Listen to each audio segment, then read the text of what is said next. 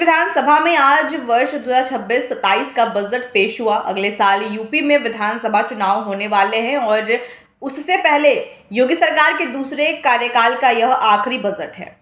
UP के वित्त मंत्री सुरेश खन्ना बजट पेश कर रहे हैं। उन्होंने ऐलान किया है कि युवाओं के रोजगार के लिए ट्रेनिंग सेंटर बनाए जाएंगे, दवाइयों के दाम कम होंगे, जबकि किसानों को मुफ्त बिजली मिलती रहेगी। कुल 9,12,696 करोड़ का बजट पेश किया गया है। कानून व्यवस्था का सुदृढ़ीकरण हो, अवस्थापना सुविधाओं का विस्तार हो, औद्योगिक निवेश हो, रोजगार सृजन हो, महिलाओं का सशक्तिकरण हो, युवाओं का कौशल संवर्धन हो, किसानों की खुशहाली हो, गरीबी उन्मूलन हो।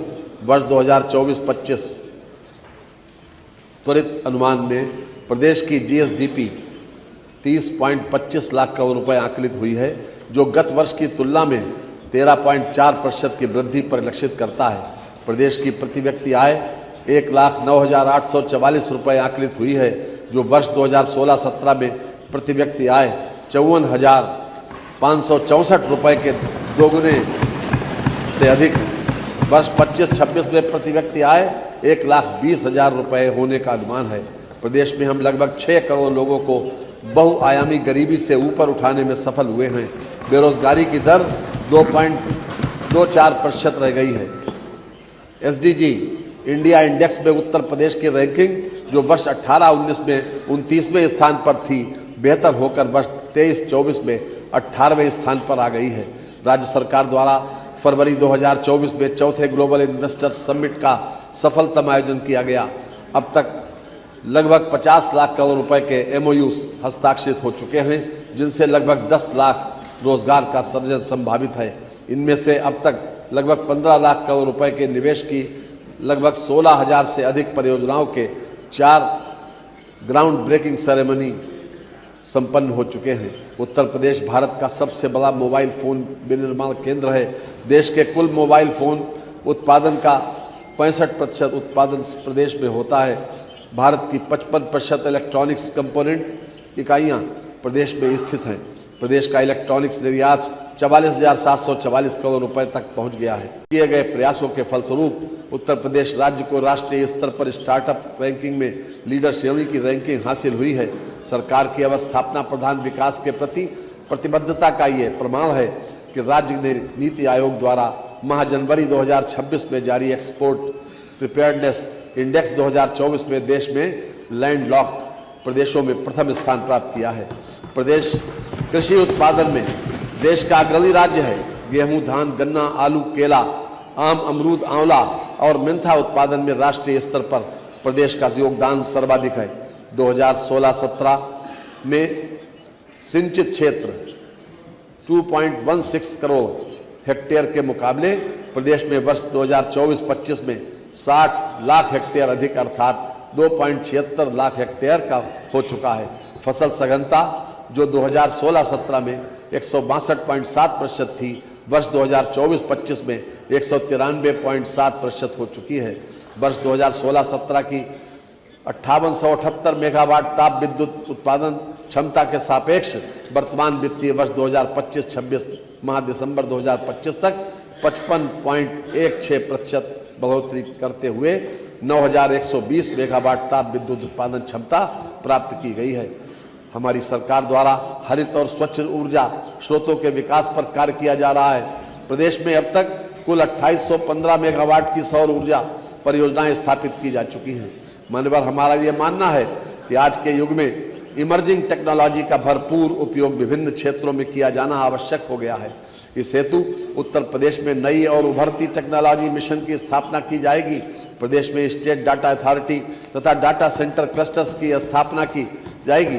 प्रदेश में एआई मिशन की स्थापना तथा टेक युवा समर्थ युवा योजना लाई जा रही है। सामाजिक क्षेत्र में समस्त सभी वर्गों के लिए योजनाओं के साथ साथ त्वरित व भविष्योन्मुखी विकास हेतु आधुनिक तकनीक तथा एआई के सदुपयोग व प्रदेश में उसके विकास के लिए इकोसिस्टम बनाने के लिए प्रदेश सरकार कार्य कर रही है। मुख्यमंत्री मातृ सुरक्षा संकल्प योजना को और सघनता से चलाया जाएगा। स्वयं सहायता समूहों तथा महिला उद्यमियों द्वारा उत्पादित माल की बिक्री सुनिश्चित करने के लिए मुख्यमंत्री महिला उद्यमी उत्पाद विपणन योजना पर कार्य किया जा रहा है। डीजल आधारित नलकूपों को सौर ऊर्जा आधारित किया जाएगा। कृषि वितरण और निर्यात को बढ़ावा देने की योजना लाई जाएगी। त्वरित आर्थिक विकास के दृष्टिकोण से सिटी इकोनॉमिक रीजन योजना लाई जा रही है। विश्व बैंक सहायतित यूपी एग्रीज परियोजना के अंतर्गत एग्री एक्सपोर्ट हब की स्थापना कराई जाएगी। ईज ऑफ डूइंग बिजनेस के अगले चरण के रूप में जन विश्वास सिद्धांत के आधार पर उद्योगों को प्रोत्साहन प्रदान किया जाएगा, जिसमें रजिस्ट्रेशन, लाइसेंसिंग आदि कार्रवाइयों को और अधिक सहज और सुगम बनाया जाएगा। प्रदेश में डिजिटल इंटरप्रेन्योरशिप योजना पर कार्य किया जाएगा। मान्यवर जहां अर्थव्यवस्था में पूंजी निवेश और अवस्थापना विकास का महत्वपूर्ण योगदान है, वहीं प्रदेश की युवा जनशक्ति को रोजगार के अवसर प्रदान करने, उन्हें रोजगार के लिए सक्षम बनाना भी उतना ही महत्वपूर्ण है। ऐसे व्यक्ति जिनके पास किसी भी व्यवसाय में हस्त कौशल या निपुणता प्राप्त है, कभी भी बेरोजगार नहीं रह सकते। इसलिए युवाओं के लिए बड़े पैमाने पर रोजगार परक प्रशिक्षण और कौशल संवर्धन को प्राथमिकता के आधार पर मिशन मोड में संचालित किया जाना आवश्यक है। पढ़ाई के साथ साथ युवाओं के कौशल संवर्धन की व्यवस्था की जानी होगी। हमारे कौशल विकास प्रशिक्षण केंद्रों की क्षमता बढ़ाई जाएगी तथा नए केंद्र स्थापित किए जाएंगे। इस अभियान में निजी क्षेत्र की सहभागिता भी सुनिश्चित की जानी होगी। पीपीपी मोड में कौशल संवर्धन और जॉब प्लेसमेंट केंद्र विभिन्न जनपदों में स्थापित किए जाने होंगे। इस व्यवस्था से कार्यबल में महिलाओं की सहभागिता बढ़ाने के लिए महिलाओं के लिए पृथक केंद्रों की स्थापना की जाएगी। माननीय मैं माननीय प्रधानमंत्री जी के मार्गदर्शन में प्रस्तुत वित्तीय वर्ष 2026-27 के केंद्रीय बजट में उत्तर प्रदेश को 2 high speed rail corridor Delhi Varanasi तथा वाराणसी सिलीगुड़ी से जोड़ा गया है। उत्तर प्रदेश में स्थित पुरातात्विक एवं सांस्कृतिक महत्व के 2 स्थलों सारनाथ एवं हस्तनापुर के विकास की योजना बजट में रखी गई है। कुल मिलाकर अभी तक सरकार का दावा है कि यह बजट उत्तर प्रदेश को औद्योगिक विकास, बेहतर बुनियादी ढांचे और रोजगार के नए अवसरों की दिशा में आगे बढ़ाएगा। अब नजर इस बात पर रहेगी कि इन घोषणाओं का लाभ जमीन पर कितनी तेजी से पहुंचता है और प्रदेश की जनता को इसका कितना प्रत्यक्ष लाभ मिलता है। सरकार के इस छोटे बड़े फैसलों पर नजर बनाए रखने के लिए देखते रहिए रॉयल बुलेटिन।